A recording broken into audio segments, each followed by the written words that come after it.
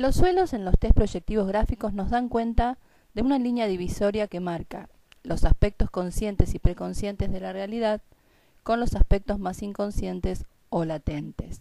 Así el suelo entonces es una línea demarcatoria y discriminatoria, y psicoanalíticamente podríamos decir que es como una especie de línea de represión y de censura entre distintos contenidos, los inconscientes y los conscientes.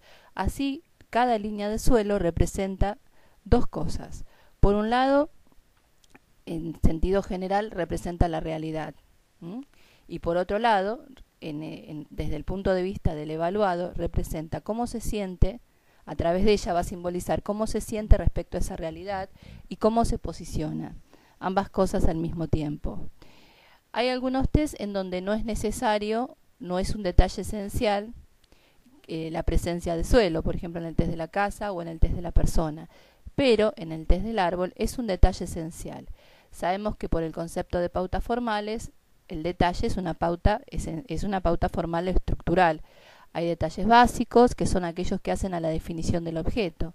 En el caso del árbol, los detalles básicos son el tronco, las ramas, el follaje o la copa, y el suelo. Las raíces no son un detalle esencial, sino complementario. Es por eso entonces que la falta de suelo en el test del árbol reviste siempre una mayor conflictiva o sintomatología, pues deja abierta la puerta, digamos, a la invasión de todo lo que es impulsos, estados emocionales que el yo no puede llegar a regular. En el caso hay muchos tipos de pisos, básicamente ese es el concepto general. Entonces luego cuando tenemos en el dibujo, a lo mejor que a veces los pisos son ondulados, o son rectos, o son cuadriculados, o son tipo calles, cada tipo de suelo después se analiza, obviamente, desde el aspecto general, formal, que básicamente de las pautas formales, las que más se aplican al suelo son la presión, porque es importante ver la tensión, la coloración, el trazado y la continuidad, digamos, de ese suelo, y también la longitud. A veces hay suelos, como en el caso del dibujo que estamos viendo, que van de lado a lado. Dentro de eso, entonces, cada vez que nosotros calificamos al suelo, lo analizamos, siempre tenemos que evaluar la presencia o la ausencia, tenemos que evaluar la longitud, y esto es de acuerdo a las proporciones esperables para el dibujo realizado, y el estilo. Dentro de los estilos están los dibujos. Generalmente en la línea de suelo a veces se reduce a una línea simple o una línea semi-ondulada, pero muchas veces empiezan a tomar características especiales. Tal es el caso del material que hoy compartimos con ustedes, que nos pareció interesante porque justamente hay una doble línea. Hay que diferenciar que a veces se hacen doble línea, pero consecutivas, o sea, traza una línea y debajo traza otra. Esto se interpreta de una manera diferente.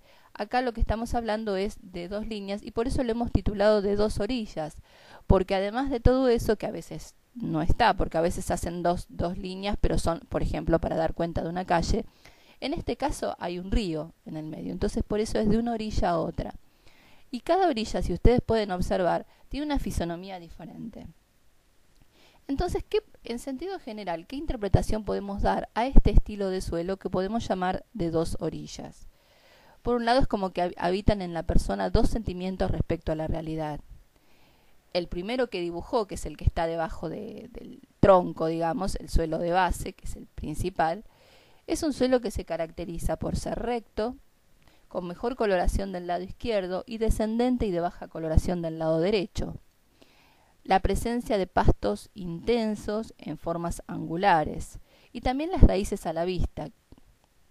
Esto da cuenta de que a nivel actual, ¿cómo se siente esta persona?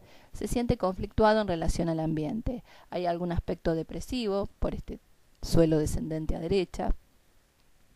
Y entonces podríamos pensar que esta otra orilla, esta otra realidad, semeja a veces a los suelos en línea de horizonte, con la diferencia que en el suelo de línea de horizonte solamente se ve una línea sola y es por detrás, como si estuviera en perspectiva.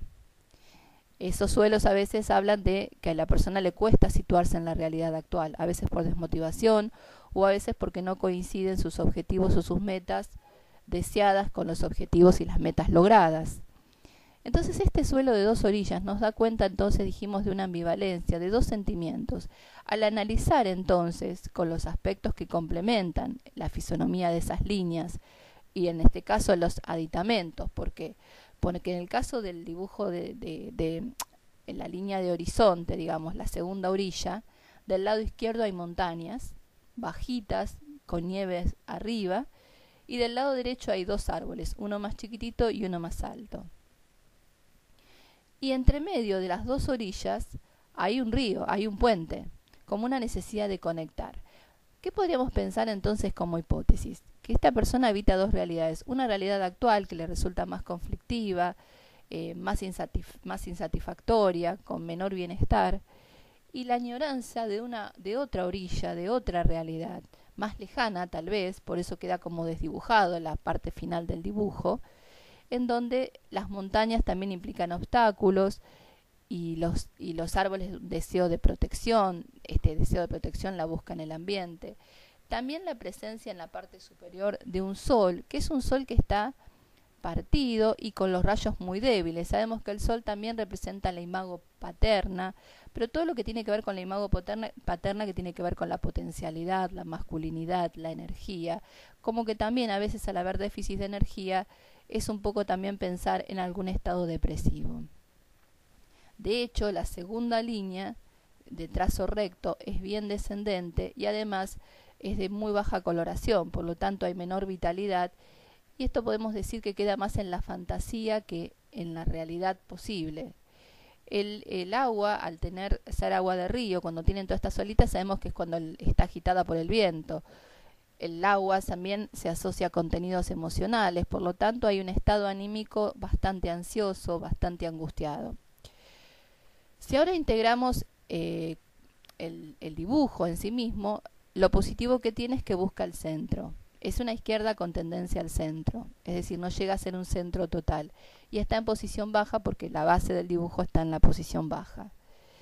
La presencia de numerosas cortezas habla también de susceptibilidad, que sumado al pasto, que en ángulos da cuenta de que hay un estado de sensibilidad, susceptibilidad, como que la persona está como muy reactiva y como muy baja y poco tolerante a la frustración. También habíamos dicho del tema de los aspectos depresivos que pueden estar presentes. Si vemos, la forma de la copa tiene un vacío al lado izquierdo, y esto también a veces se asocia con estados de vacío interior, de depresión, de insatisfacción personal. Para integrar y para finalizar este trabajo, es importante, como siempre, primero recomendamos siempre analizar el signo gráfico por sí mismo, construir las hipótesis, como hemos acompañado en esta clase, pero también después integrarlo con la historia del sujeto.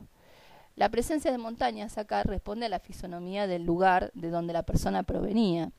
Esta persona estaba en otro país y había un tema de desarraigo y de desocupación en el momento que estaba a la historia, digamos, en la situación vital en el momento de realizar el test. Esta persona estaba en busca de un empleo, entonces se sumaban dos cosas, la falta de empleo y también el desarraigo de su país de origen.